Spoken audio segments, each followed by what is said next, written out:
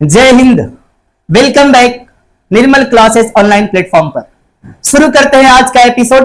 ये क्लास 12 का chapter number 1 का पार्ट नंबर 2 है और इसमें हम देख रहे हैं आवेश के प्रकार। किसके प्रकार? आवेश के प्रकार। तो आपको मैं बता दूं कि सर्वप्रथम एक वैज्ञानिक बेंजामिन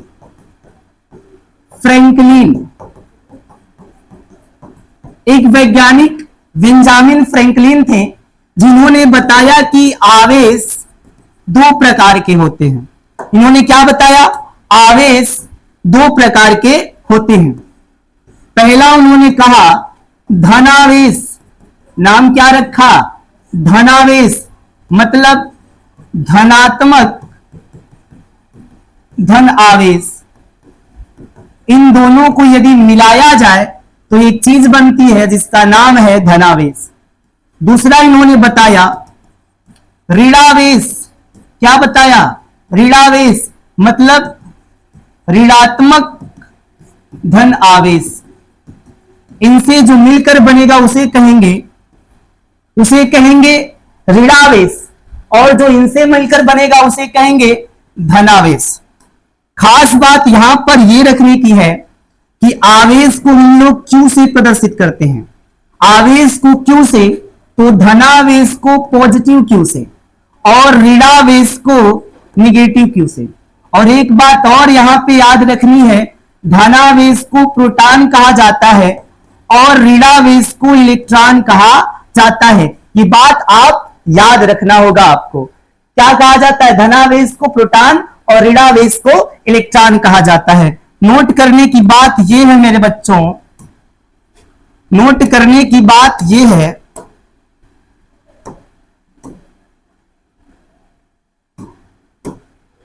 नोट करने की बात हम ये जानेंगे, एक इलेक्ट्रॉन बराबर एक प्रोटॉन होता है और इनमें जो आवेशों की संख्या होती है 1.6 गुणे 10 की पावर -19, 1.6 गुणे 10 की पावर -19 होती है। नोट नंबर दूसरा आपको करना चाहिए कि एक इलेक्ट्रॉन अथवा एक प्रोटॉन का जो द्रव्यमान होता है 9.1 गुणे 10 की पावर -31 केजी होता है। इस दोनों बात को यदि आप याद रखें तो बहुत ही इंपॉर्टेंट होगा कि इनका जो द्रव्यमान होता है 9.1 गुणे 10 की पावर -31 कूलाम होता है। एक और अगर आप बात यहां से याद करना चाहे तो ये याद कर लीजिएगा, एक कूलाम बराबर होता है 6.25 गुणे 10 की पावर 18 इलेक्ट्रॉन। ये भी आप याद रखिएगा कि एक कूलाम में कितने आवेश होते हैं? 6.25 गुणे 10 की पावर 18 इलेक्ट्रॉन। आई होप आपको यहां तक समझ में आ गया होगा। तो आगे चलते हैं आवेश के गुण। आवेश के गुण। रही बात इनके पीडीएफ की, तो इनका पीडीएफ आपको डिस्क्रिप्शन में एक लिंक है, वहां पे क्लास 12 का पीडीएफ लिखा होगा, वहां से आपको मिल जाएगा।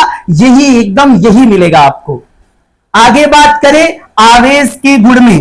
किसके गुण में? आवेश के गुण में। तो आवेश का पहला गुण आप ऐसे याद रखते हैं, समान आवेश।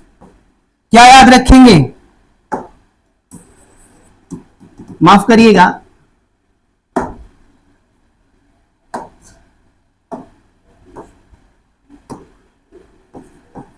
समान आवेश एक दूसरे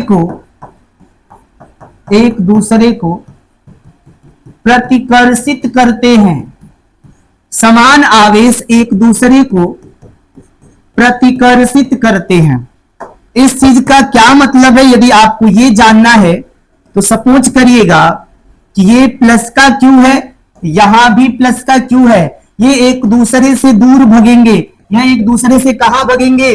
दूर भगेंगे, धकेलेंगे। इस बल को कहा जाता है प्रतिकर्षण बल। क्या कहा जाता है? प्रतिकर्षण बल कहा जाता है। ये बात आप याद रखेंगे। अगर यहां पे हम लोग माइनस वाले लेते हैं, माइनस का क्यू और यहां माइनस का क्यू, तो ये भी एक दूसरे से दूर भगेंगे। ये भी क्या होंगे, एक दूसरे से दूर भगेंगे। इन दोनों के बीच में भी कैसा बल लगेगा, प्रतिकर्षण बल लगेगा। कैसा बल लगेगा, प्रतिकर्षण बल लगेगा। यहां से आपको बातें याद रखनी होगी कि दो समान आवेशों के समान आवेश एक दूसरे को प्रतिकर्षित करते हैं अथवा दो समान आवेशों के मध्य प्रतिकर्षण बल लगता है। अब यहां पे दूसरा गुण यदि आप याद रखना चाहेंगे तो आप ये बोल सकते हैं, दो विपरीत आवेशों के मध्य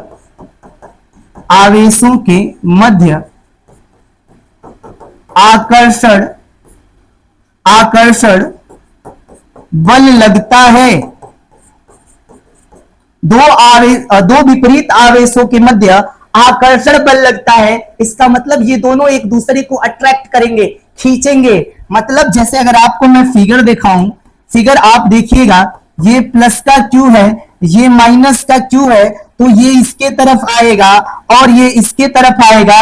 ये जो बल होगा इसे कहेंगे आकर्षण बल। इसे क्या नाम देंगे, आकर्षण बल नाम देंगे। या माइनस पहले हो प्लस बाद में हो फिर भी एक दूसरे को खींचेंगे और ये कहलाएगा आकर्षण बल। क्या कहलाएगा मेरे दोस्त, ये कहलाएगा आकर्षण बल। इतनी बात यदि आपके भेजे में आ रही है तो आगे बढ़ जाते हैं। आगे अगर हम बात करें आपसे तीसरे गुण की, तो कहिएगा आवेशों को ना तो उत्पन्न किया जा सकता है,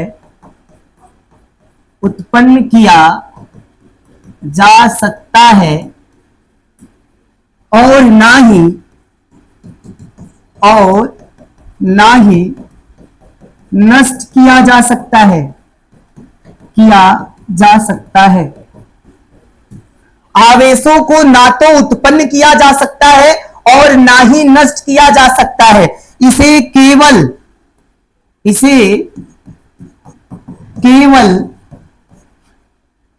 एक पदार्थ से दूसरे पदार्थ में स्थानांतरित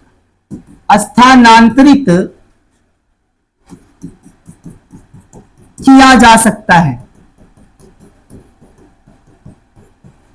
आवेशों को ना तो बनाया जा सकता है और ना ही बिगाड़ा जा सकता है। इसे रगड़कर, स्पर्श कराकर, प्रेरण द्वारा, चालन द्वारा या घर्षण द्वारा एक पदार्थ से दूसरे पदार्थ में ले जाया जा सकता है। इतनी बात आप याद रखेंगे।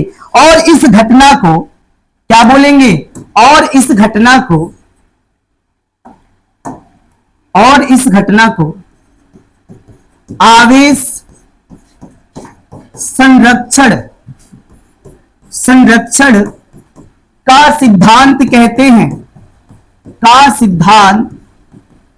हैं। तो आवेश के संरक्षण का सिद्धांत भी यहां से क्लियर हो जाएगा कि आवेश के संरक्षण का सिद्धांत किसे कहते हैं। और दूसरी बात यहां से क्लियर हो जाएगा कि आवेश को ना तो बनाया जा सकता है और ना ही मिटाया जा सकता है। इसे केवल एक स्थान से दूसरे स्थान पर ले जाया जा सकता है। इतनी बात आप याद रखिएगा। अब बात करते हैं इसके चौथे गुण की। आवेश बिना द्रव्यमान का नहीं हो सकता। आवेश बिना द्रव्यमान का नहीं हो सकता है, परंतु द्रव्यमान बिना आवेश का हो सकता है।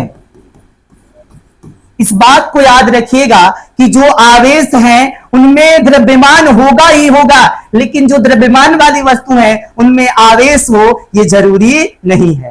क्या इतनी बात आपको समझ में आई? अगर इतनी बात आपको समझ में आई तो आगे हम बढ़ते हैं इसके पांचवें गुण पर, आवेश के पांचवें गुण पर।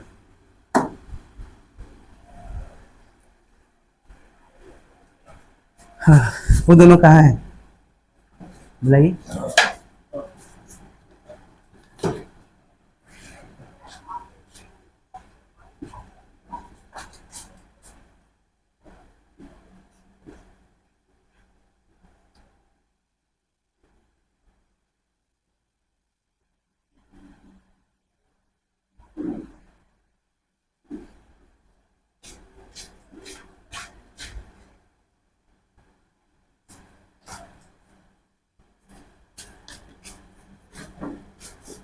बेलो कहाँ है?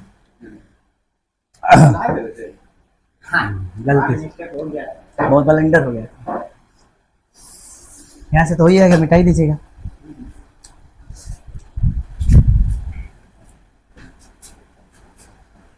यहां पर हम बात क्या कर रहे थे? आवेश के पांचवें गुण की। तो जरा बात करते हैं आवेश के पांचवें गुण की। प्लस क्यू से जो वैद्युत बल रेखाएं निकलती हैं, ये वैद्युत बल रेखाएं क्या होती हैं आगे आपको बताया जाएगा। प्लस क्यू से जो ये वैद्युत बल रेखाएं निकलती हैं, ये अनंत पर समाप्त होती हैं। कहां समाप्त होती हैं? अनंत पर। इसको आप क्या बोलेंगे? धनावेश से निकलने वाली काल्पनिक वैद्युत रेखाएं अनंत पर समाप्त होती हैं। इस चीज को हम लिख देते हैं। दूसरी बात क्या याद रखिएगा, ये जो माइनस आवेश होगा, ये जो माइनस चार्ज होगा, इससे जो वैद्युत बल रेखाएं निकलेंगी, ये अनंत से इन पर समाप्त हो जाती हैं। यहां अनंत से आती हैं और इसमें प्रवेश कर जाती हैं। यहां पे क्या है? अनंत से आ रही हैं। यहां पे क्या होगा? अनंत से आ रही हैं। और यहां पे अनंत से, यहां पर हम बात क्या कर रहे थे? आवेश के पांचवें गुण की। तो जरा बात करते हैं आवेश के पांचवें गुण की। प्लस क्यू से जो वैद्युत बल रेखाएं निकलती हैं, ये वैद्युत बल रेखाएं क्या होती हैं आगे आपको बताया जाएगा। प्लस क्यू से जो ये वैद्युत बल रेखाएं निकलती हैं, ये अनंत पर समाप्त होती हैं। कहां समाप्त होती हैं? अनंत पर। इसको आप क्या बोलेंगे? धनावेश से निकलने वाली काल्पनिक वैद्युत रेखाएं अनंत पर समाप्त होती हैं। इस चीज को हम लिख देते हैं। दूसरी बात क्या याद रखिएगा, ये जो माइनस आवेश होगा, ये जो माइनस चार्ज होगा, इससे जो वैद्युत बल रेखाएं निकलेंगी, ये अनंत से इन पर समाप्त हो जाती हैं। यहां अनंत से आती हैं और इसमें प्रवेश कर जाती हैं। यहां पे क्या है? अनंत से आ रही हैं। यहां पे क्या होगा? अनंत से आ रही हैं। और यहां पे अनंत से निकल रही हैं। ये दोनों बात आप याद रखेंगे। आगे बढ़ते हैं, आगे बढ़ते हैं इनके छठे गुण पर। आवेश के छठा गुण। आवेश का छठा गुण क्या होगा? जरा इस बात पे ध्यान लगाइएगा। एक पदार्थ से सदैव, एक पदार्थ से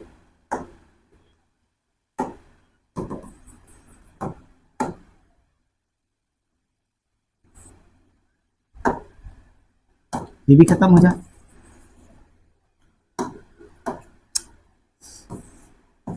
एक पदार्थ से सदैव दूसरे पदार्थ में इलेक्ट्रॉन ही प्रवेश करते हैं। इसका क्या मतलब है सर, जरा समझाएंगे? तो जी हाँ बिल्कुल। ये कोई पदार्थ ए, आपको पता होगा इसके नाभिक में प्रोटॉन प्लस के न्यूट्रॉन रहते हैं, और इनके कक्षा पर जो चक्कर लगाता है वो इलेक्ट्रॉन होता है। इनके बाहरी कक्षा पे जो चक्कर लगाता है वो कौन होता है? वो इलेक्ट्रॉन होता है। और जैसे इसे घर्षण के द्वारा एनर्जी दिया जाता है, तो एनर्जी पाकर ये अपनी कक्षा को त्याग देता है। अपनी कक्षा को क्या कर देता है? त्याग देता है और दूसरे कक्षा में प्रवेश कर जाता है। लेकिन ये जो प्रोटॉन है स्थिर रहते हैं, ये कभी अपनी कक्षा को त्यागते नहीं है। इस बात को आप याद जरूर रखिएगा। क्या रखिएगा कि एक पदार्थ से सदैव दूसरे पदार्थ में इलेक्ट्रॉन ही प्रवेश करेंगे, ना कि न्यूट्रॉन या प्रोटॉन प्रवेश करेंगे। और यहां पर आपको मैंने बता ही दिया, एक बार फिर से बता दे हैं, इलेक्ट्रॉन, प्रोटॉन और न्यूट्रॉन। इलेक्ट्रॉन पे माइनस चार्ज, प्रोटॉन पे प्लस चार्ज और न्यूट्रॉन पे जीरो चार्ज। इसे हम उदासीन कहते हैं। इसे हम क्या कहते हैं? उदासीन कहते हैं। अगला गुण यदि आप समझना चाहें तो ऐसे समझें, यदि किसी पदार्थ में इलेक्ट्रॉन व प्रोटॉनों की संख्या समान है, तो उसे उदासीन क्या कहा जाएगा? उदासीन कहा जाएगा। मतलब क्या, यदि आवेशों की संख्या समान है, आवेशों की संख्या समान है, तो वो कैसा हो जाएगा, उदासीन हो जाएगा, चुपचाप एकदम शांत हो जाएगा। जैसे क्या होता है, लड़कों में सपोज करिए कि प्रोटॉन है और जो महिला मित्र है उनमें इलेक्ट्रॉन है, तो ये प्रोटॉन इलेक्ट्रॉन एक दूसरे की ओर आकर्षित होते हैं, बढ़ते हैं। लेकिन जो साधु संत होते हैं वो उदासीन होते हैं, एकदम संतुलित होते हैं, उनको मोह माया से कोई लेना देना नहीं होता है। लेकिन हमारा क्या है, मतलब मेरा नहीं, हम जैसे लड़कों का तो क्या होता है, उनका मोह माया होता है, और जो उदासीन होता है वो मोह माया से दूर होता है। इस बात को आप याद रखिएगा। आगे बात करें आपसे,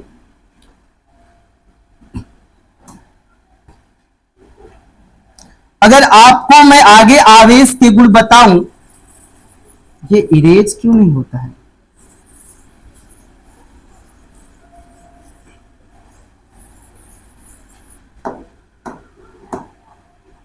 आवेश का 7वां गुण, सॉरी 8वां गुण, आवेश, ये कोई पदार्थ है, ये कोई पदार्थ है, इसमें 14 इलेक्ट्रॉन है, इसमें भी 14 प्रोटॉन है, इसमें 20 इलेक्ट्रॉन है और इसमें 20 ही प्रोटॉन है। अब होगा यूं, अब होगा यूं, जैसे सपोज करिएगा कि यहां से 2 इलेक्ट्रॉन निकलकर इसमें चले आए, 2 इलेक्ट्रॉन निकलकर इसमें चले आए, तो इसमें क्या होगा, 12 इलेक्ट्रॉन बचेंगे और यहाँ पे 14 प्रोटॉन, और यहाँ पे 22 इलेक्ट्रॉन होंगे और यहाँ पे 20 प्रोटॉन। अब यहां पे आपने एक चीज गौर किया होगा कि यहां पर इलेक्ट्रॉनों की कमी हो गई, तो प्रोटॉनों की अधिकता, और प्रोटॉनों की अधिकता, तो ये कैसा हो जाएगा, धनावेश। कैसा हो जाएगा, धनावेश। कहने का तात्पर्य है, जब इलेक्ट्रॉनों की कमी होती है तो प्रोटॉनों की अधिकता हो जाती है, अधिकता हो जाती है, जिसके कारण जिसके कारण जिसके कारण पदार्थ धनावेशित हो जाता है।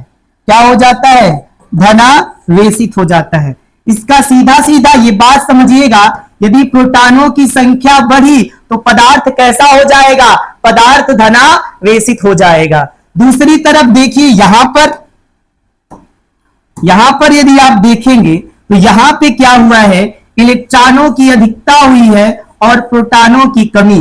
तो जब इलेक्ट्रॉनों की अधिकता होती है, हो जाती है, तथा प्रोटॉनों की कमी होती है, जब इलेक्ट्रॉन की अधिकता हो जाती है तो बेसिक सी बात है प्रोटॉनों की कमी होगी, और इसके कारण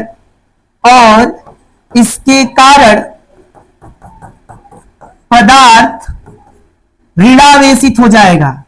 क्या हो जाएगा, ऋणावेशित हो जाएगा।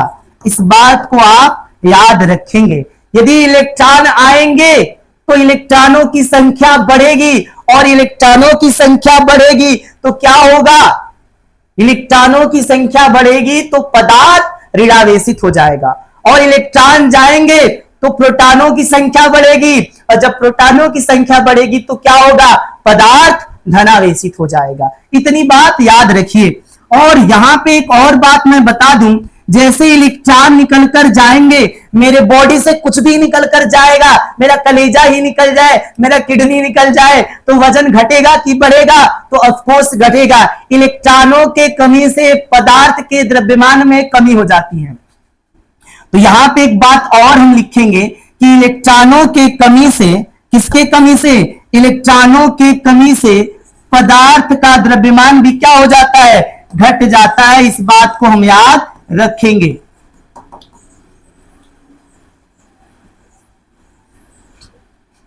यहां पे हम इस बात को यदि लिख दें,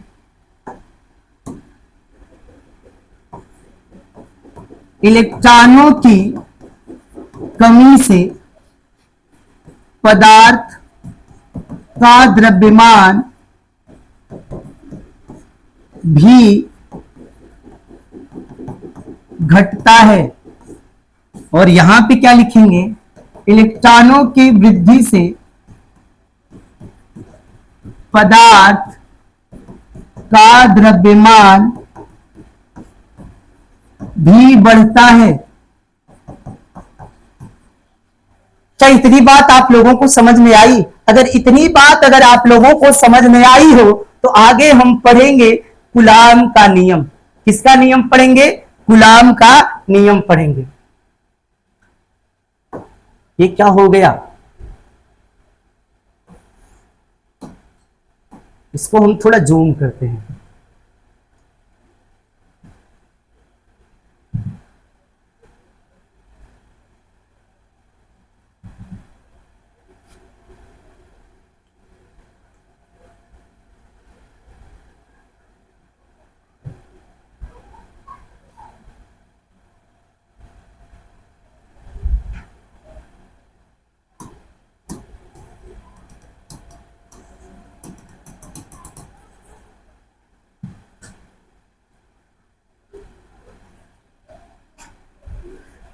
अब हम बात करेंगे कूलाम के नियम का। कहां के नियम? कौन सा नियम? कूलाम का नियम। तो कूलाम का जो नियम है, अगर मैं ये कहूं कि कूलाम का नियम एक फ्रांस के वैज्ञानिक कूलाम ने जो अपना नियम दिया था वो बेस किस पर था? वो बेस था न्यूटन के नियम पर। किसके नियम पर? न्यूटन के नियम पर। ये जो कूलाम का नियम है पूरी तरीके से बेस किस पर है? न्यूटन के नियम पर। आप बोलेंगे कैसे सर? तो मैं आपको बोलूंगा। एक तरफ हम न्यूटन का नियम लिखते हैं, न्यूटन का नियम, और एक तरफ हम लिखते हैं कूलाम का नियम। कूलाम का नियम देखिए, न्यूटन के नियम में इन्होंने दो मास लिए थे, m1 m2। कूलाम के नियम में इन्होंने दो आवेश लिए थे। फर्क बस देखिए, इन्होंने दो मास यानी कि द्रव्यमान लिए थे, इन्होंने दो चार्ज यानी कि आवेश लिए थे। इन्होंने भी उनकी बीच की दूरी r बताई।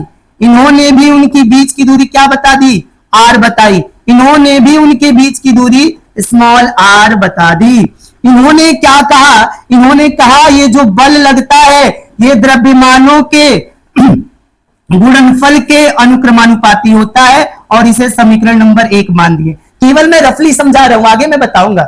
इन्होंने क्या कहा? इन्होंने कहा कि ये जो इनके मध्य बल लगेगा द्रव्यमानों के गुणनफल के अनुक्रमानुपाती होगा। तो ये भी कहां पीछे रहने वाले थे? ये भी कहा कि ये जो बल लगेगा आवेशों के द्रव्यमानों के गुणनफल के अनुक्रमानुपाती होगा। इसको समीकरण नंबर 1 माना। मतलब जैसे जैसे द्रव्यमान बढ़ेंगे वैसे वैसे बल बढ़ेगा। यदि आपको एक साइकिल खींच के लाना हो तो समझिए कितना बल लगेगा, मान लीजिए पावर लगेगा। अगर आपको बाइक खींच के मतलब धकेल के लाना हो तो 3 किलो बल लगेगा। यदि आपको कार खींच के लाना हो तो सपोज करिए 10 किलो, ऐसा मुमकिन नहीं है, सपोज करिए।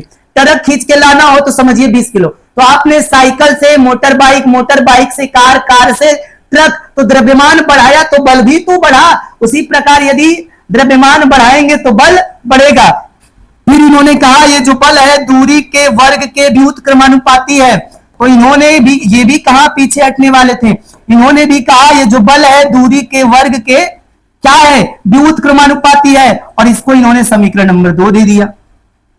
आगे चल के ये जो अपना फॉर्मूला बनाए वो इनका फॉर्मूला बना F बराबर capital G m1 m2 by के r स्क्वायर। इनका ये फॉर्मूला बन गया। और ये आगे जाके अपना क्या फॉर्मूला दिए? F बराबर 1/4 पाई एप्सिलॉन नॉट और Q1 Q2 बाई के r स्क्वायर। और इन्होंने अपना ये फॉर्मूला दे दिया। तो कहीं ना कहीं जो कूलाम चच्चा थे वो अपना नियम न्यूटन चच्चा से नकल मार के ही दिए थे। क्या हम ये कह दे? तो मैं बोलूंगा बिल्कुल नहीं, ये मत कहिएगा। लेकिन दोनों का नियम या दोनों के जो फॉर्मूले कहीं ना कहीं एक जैसे हैं। बस यहाँ पे जो कांस्टेंट है वो 1/4 पाई एप्सिलॉन नॉट है, और यहाँ पे जो कांस्टेंट है वो कैपिटल G है जिसे ग्रेविटेशनल फोर्स कहते हैं।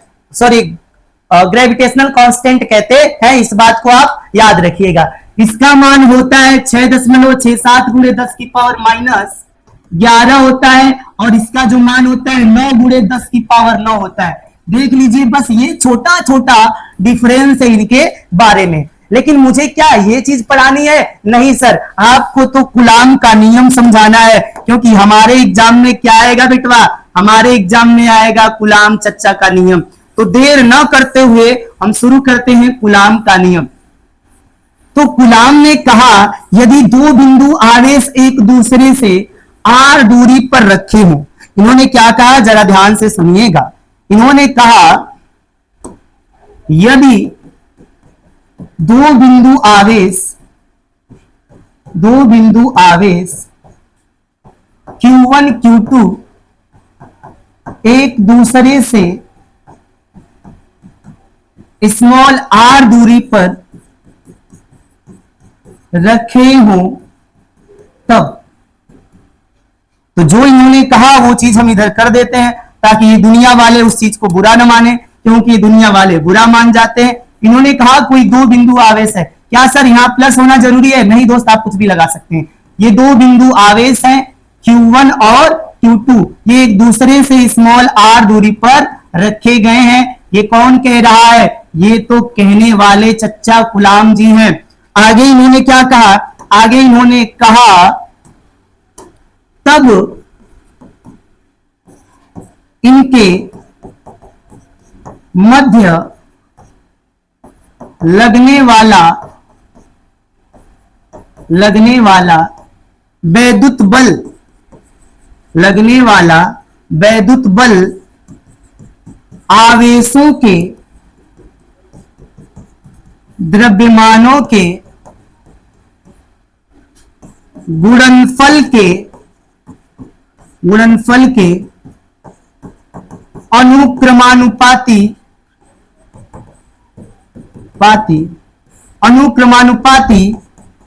तथा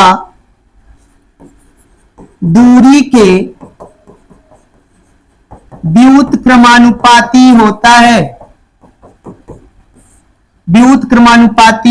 है। और एक छोटी सी बात इन्होंने कही मेरे कानों में आके, जबकि Q1 Q2 एक दूसरे से अनुदिश हों। अब ये नया मुसीबत क्या है सर? पहले आप इसे समझाइए। तो पहले मैं आपको इस चीज को समझा देता हूं कि ये चीज हमने क्या लिखा। इन्होंने कहा यदि दो बिंदु आवेश Q1 Q2 एक दूसरे से स्मॉल r दूरी पर हो तो इनके मध्य लगने वाला वैद्युत बल, ये जो वैद्युत बल होगा बेटवा, ये जो वैद्युत बल होगा ये दो प्रकार का होगा। आकर्षण होगा कब? जब विपरीत आवेश रहेंगे, और प्रतिकर्षण होगा कब? जब समान आवेश रहेंगे। अनुदिश का मतलब ये दोनों एक दिशा में हो। ये दोनों कैसे हो? एक दिशा में हो, एक लाइन में हो। समझ में आ गया? मतलब आंखों के सामने नहीं सुने हो तो आंखों के सामने बैठा हम देखत रह जाती, एकदम आंखों के सामने होने चाहिए।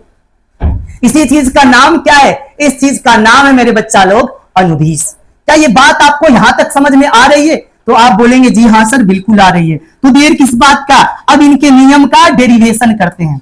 इन्होंने जो फॉर्मूला दिया था, इन्होंने बताया था ये जो वैद्युत बल है 1/4 पाई एप्सिलॉन नॉट Q1 बटे Q2 बाई के R स्क्वायर। इस फॉर्मूले को कैसे उन्होंने सिद्ध किया, इस बात को जरा बताएं सर। तो मैं कहूंगा बिल्कुल, मैं इसीलिए तो हूं। तो उन्होंने सबसे पहले फिगर बनाया, तो क्या सर हम भी बनाए? जी हम भी बनाए। ये कोई बिंदु आवेश Q है और ये कोई बिंदु आवेश Q2 है। इन दोनों की बीच की दूरी सर, तो इन दोनों की बीच की दूरी स्मॉल r है। और इसको एक अच्छे से घेर लेते हैं हम लोग। और इसको घेरने के बाद हमने कहा, सबसे पहले हमने मान लो कोई पंचौरा लिख दिया। माना दो बिंदु आवेश, पंचौरा मतलब डिस्क्रिप्शन जो करने जा रहे हैं। माना दो बिंदु आवेश Q1 Q2 एक दूसरे से स्मॉल r दूरी पर हैं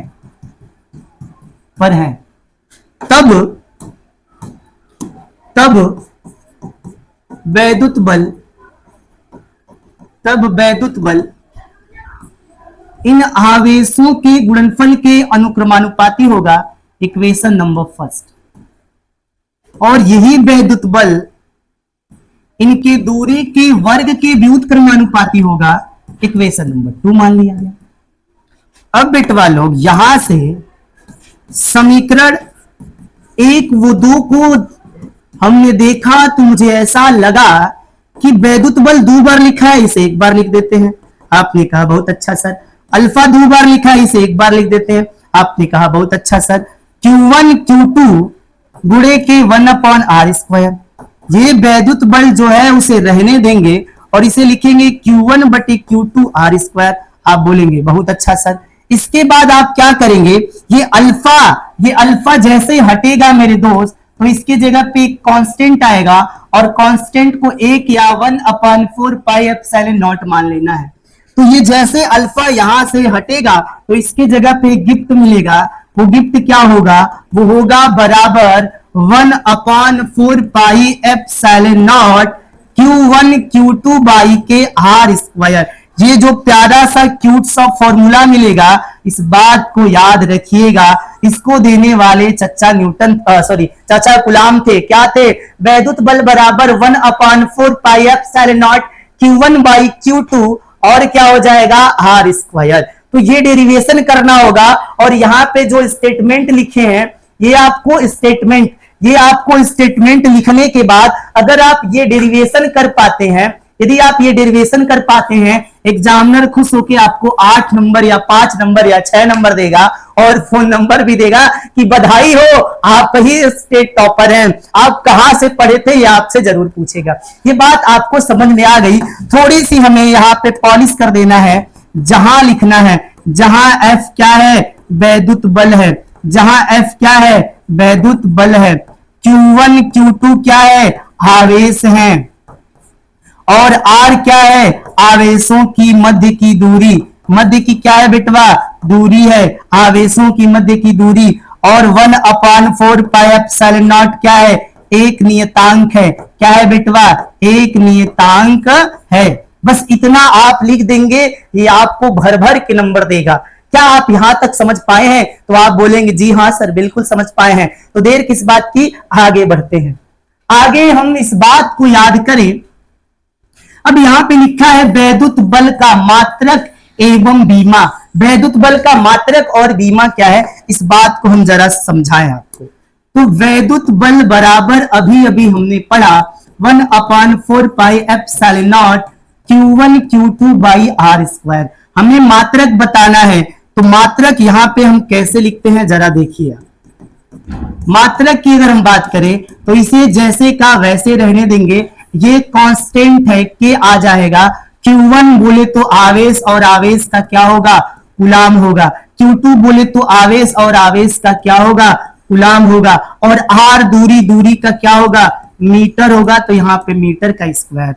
K का मान 1 रख सकते हैं। कूलाम का कूलाम में गुणा करेंगे तो ये हो जाएगा कूलाम का स्क्वायर बटे मीटर का स्क्वायर। तो ये 1 का गुणा करेंगे तो ये आ जाएगा कूलाम बटे मीटर का होल स्क्वायर। ये वैद्युत बल की बीमा होगी। ये किसकी बीमा हो जाएगी दोस्त, ये वैद्युत बल की बीमा हो जाएगी। क्या है, आप इस बात को याद रख सकते हैं कि वैद्युत बल की बीमा हमने कैसे निकाली, coulomb square upon metre square अथवा कूलाम बटे मीटर का होल स्क्वायर आप कह सकते हैं। अब बारी आती है इसकी बीमा की, तो हाथ लगे यहीं पे क्या लगा देते हैं, बीमा। एक पंथ 2 काज हो जाएंगे। एक पंथ क्या हो जाएगा, 2 काज। तो यहां पर देखिए अगर बीमा आप निकालने चले तो कूलाम आपको पता होगा, यहां पर आवेश बराबर होता है वैद्युत धारा। क्या होता है, वैद्युत धारा गुणे के समय। अच्छा, वैद्युत धारा का ए होता है और समय का क्या होता है, टी होता है। दोनों को एक में मिला देंगे तो ये हो जाएगी आवेश की बीमा AT। तो बताइए कूलाम लिखा है तो कूलाम की बीमा क्या हो जाएगी, AT। तो आप यहां रख देंगे AT। और नीचे है मीटर। मीटर मतलब दूरी मतलब लंबाई। और ये है L और यहां पर लगा है होल स्क्वायर। आप बोलेंगे जी हाँ सर बिल्कुल, कूलाम का AT और मीटर का L और ये होल स्क्वायर। आगे क्या होगा सर, आगे ये होगा A square T square upon के एल स्क्वायर। अब ऐसा भी हो सकता है, इसको ऊपर ले जाइए, ए स्क्वायर टी स्क्वायर और एल इनवर्स 2 हो जाएगा। क्या हो जाएगा? L inverse 2। ये हो जाएगी वैद्युत बल की बीमा। क्या हो जाएगी मेरे लाल गोपाल? ये हो जाएगी वैद्युत बल की बीमा। आप इसे जरूर याद रखेंगे। रखेंगे कि नहीं रखेंगे? जी हाँ सर, बिल्कुल रखेंगे। आगे हम बात करते हैं आपको एप्सिलॉन नॉट का सूत्र। सबसे पहले मैं आपको यहां पे बताऊंगा कि ये जो वैद्युत बल है इसमें 1/4 pi epsilon not Q1 Q2 by के आर स्क्वायर। तो यहाँ पे जो एप्सिलॉन नॉट है इसे कहते हैं वैद्युतशीलता। क्या कहते हैं? वैद्युतशीलता कहते हैं। वैद्युतशीलता कहते हैं। यहाँ पर इसकी हम नाम जानेंगे, इसके हम सूत्र जानेंगे और इसके सूत्र जानने के बाद इसके मात्रक को पढ़ेंगे। मात्रक को पढ़ने के बाद इसके बीमा को पढ़ेंगे। बीमा को पढ़ने के बाद इसके मान को पढ़ेंगे। क्योंकि मेरे बच्चा लोग ये आपके एग्जाम में पूछ लिया जाता है। और कैसे पूछता है जरा हम भी इसकी मनमानी को देखें। तो हम सूत्र निकालने जा रहे थे, तो कुछ नहीं करना है। अब बराबर 1/4 pi epsilon not Q1 Q2 by के आर स्क्वायर। इस वाले चीज को F के पास ले जाना है, 4 पाई एप्सिलॉन नॉट, और यहाँ पे F को ले आना है। तो मैंने क्या किया दोस्त, इसको F के स्थान पे रख दिया और F को इसके स्थान पे, जिसको इंटरचेंज बोलते हैं, हमने कर दिया। और इधर क्या है? Q1 Q2 बाई के आर स्क्वायर है। आगे हमें केवल इसके बारे में जानना है, तो एप्सिलॉन नॉट को रहने देंगे और इधर लिखेंगे 4 पाई एफ वैद्युत और यहाँ पे Q1 Q2 बाई के आर स्क्वायर। तो मेरे दोस्त, मेरे बच्चा लोग, एक फॉर्मूला निकल गया। क्या निकल गया? एप्सिलॉन नॉट बराबर 1/4 पाई, एप्सिलॉन नॉट बराबर 1/4 पाई वैद्युत बल, और यहाँ पे क्या है? Q1 Q2 बाई के आर स्क्वायर है। क्या आप लोग इतनी बात समझे? तो आप बोलेंगे जी हाँ सर, बिल्कुल समझे। क्या है? क्या अभी थोड़ा सा रुको। अगर आगे मैं बात करूं, 3 पेज है, 3 पेज, ठीक। अगर आगे हम बात करें इसके सूत्र तो हो गया, अब बात करेंगे इसके आगे। आगे क्या है? एप्सिलॉन नॉट का मात्रक एवं बीमा। तो जरा देरी न करते हुए इसको हम समझते हैं। तो फिर वही लिखेंगे, एफ वैद्युत बल बराबर 1/4 pi epsilon not Q1 Q2 by के क्या लिख देंगे? R square. अभी सूत्रों से पता चला था एप्सिलॉन नॉट का मान 1/4 पाई और क्या? वैद्युत बल इंटू Q1 Q2 बाई के आर स्क्वायर। एप्सिलॉन नॉट को तो रहने देंगे, इसे हम क्या करेंगे? रहने देंगे। और यहाँ पे ये कांस्टेंट है, इसे भी रहने देंगे। लेकिन वैद्युत बल का क्या होगा? न्यूटन होगा। क्या हो जाएगा? न्यूटन होगा इंटू आवेश। आवेश का क्या होगा? कूलाम होगा। और दूसरे वाले आवेश का भी तो कूलाम होगा। और दूरी का क्या होगा? दूरी का मीटर होगा। क्या होगा? मीटर स्क्वायर होगा। यदि इसे और बनाया जाए तो न्यूटन रहेगा, न्यूटन तो न्यूटन रहेगा बाबू, लेकिन कूलाम स्क्वायर हो जाएगा। क्या हो जाएगा? कूलाम स्क्वायर बटे मीटर स्क्वायर। कूलाम स्क्वायर बटे क्या हो जाएगा?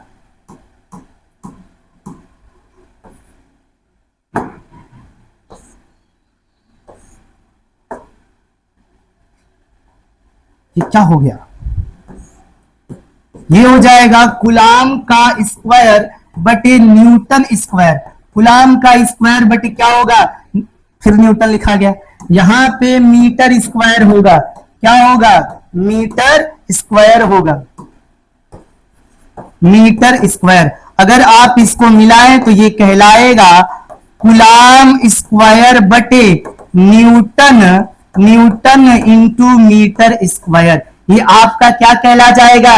ये आपका कहला जाएगा एप्सिलॉन नॉट का मात्रक। अब बात करते हैं एप्सिलॉन नॉट की बीमा की। किसकी बात करें? एप्सिलॉन नॉट की बीमा की। तो यहां पर यदि मैं बीमा की बात करूं आपसे, थोड़ा सा इसे मिटाते हैं, जगह की थोड़ी सी शॉर्टेज है, तो इसे अगर हम मिटा दें